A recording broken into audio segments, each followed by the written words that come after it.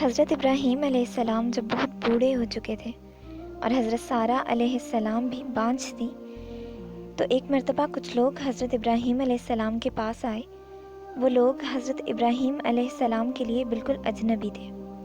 مہمان نوازی کے تقاضوں کو نبھاتے ہوئے حضرت ابراہیم علیہ السلام ان سے نظر بچا کر ایک بچڑا بھون کر لے آئے اور ان سے کھانے کے لیے اصرار کرنے لگے، لیکن انہوں نے کھانے کے لیے ہاتھ نہیں بڑھایا۔ حضرت ابراہیم علیہ السلام اس بات سے بہت پریشان ہوئے، تو انہوں نے کہا کہ ہم انسان نہیں بلکہ اللہ تعالیٰ کے بھیجے ہوئے فرشتے ہیں اور آپ کو بیٹے کی خوشخبری دینے آئے ہیں۔ حضرت سارہ علیہ السلام دروازے کی اوٹ میں کھڑی یہ ساری باتیں سن رہی تھیں۔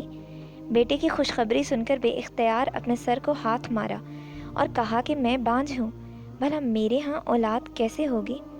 فرشتوں نے کہا کہ تمہارے رب کا یہی فیصلہ ہے کہ اس عمر اور بانجھ پن کے باوجود تمہارے ہاں بیٹا ہوگا۔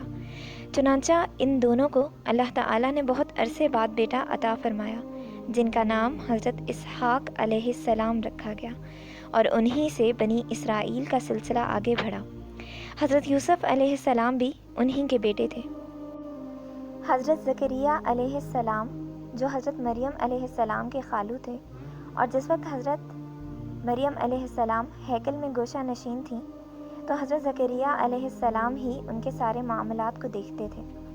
ایک دن حضرت زکریا علیہ السلام حضرت مریم علیہ السلام کے پاس تشریف لائے اور انہیں بہت سمجھداری کی باتیں کرتے دیکھا تو ان کے دل میں بھی اولاد کی خواہش جاگی۔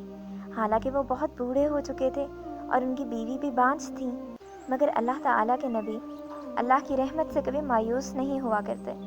حضرت زکریا علیہ السلام نے اللہ تعالیٰ سے یہ دعا کی، ربی تذرنی فردن او انت خیر الوارثین، اے اللہ مجھے اکیلا نہ چھوڑ اور تو بہترین وارث عطا کرنے والا ہے۔ ایک دن حضرت زکریا علیہ السلام عبادت کر رہے تھے کہ اللہ تعالیٰ کا ایک فرشتہ آیا اور اس نے انہیں بیٹے کی خوشخبری دی۔ اس مرتبہ حضرت زکریا علیہ السلام کو لگا جیسے یہ ان کا وہم ہو، کیونکہ وہ بہت بوڑھے ہو چکے ہیں اور اللہ تعالیٰ کی نگاہ ہمیشہ اپنے بندوں پر رہتی ہے اور وہ اپنے بندوں کی ہر دعا کو سنتا ہے۔ جتنے یقین سے کوئی دعا مانگتا ہے اس کی دعا قبولیت کے اتنے ہی قوی امکانات ہوتے ہیں۔ ان کی بیوی بھی بانجھ ہے تو پھر بھلا اولاد کیسے ہو سکتی ہے؟ فرشتے نے کہا کہ یہ آپ کے اللہ کا فیصلہ ہے اور ایسا ہی ہوگا، اور اس کی نشانی یہ ہے کہ آپ 3 دن تک کسی سے بات نہ کر سکو گے سوائے اللہ تعالیٰ کے ذکر کے۔ چنانچہ ایسا ہی ہوا، اور اللہ تعالیٰ نے حضرت زکریا علیہ السلام کو بڑھاپے اور بیوی کے بانجھ پن کے باوجود حضرت یحییٰ علیہ السلام کی صورت میں بیٹے کی نعمت سے نوازا، جو بعد میں بہت بڑے پیغمبر بنے اور بنی اسرائیل کی اصلاح کرتے رہے، اور حضرت عیسیٰ علیہ السلام کا زمانہ تقریباً ایک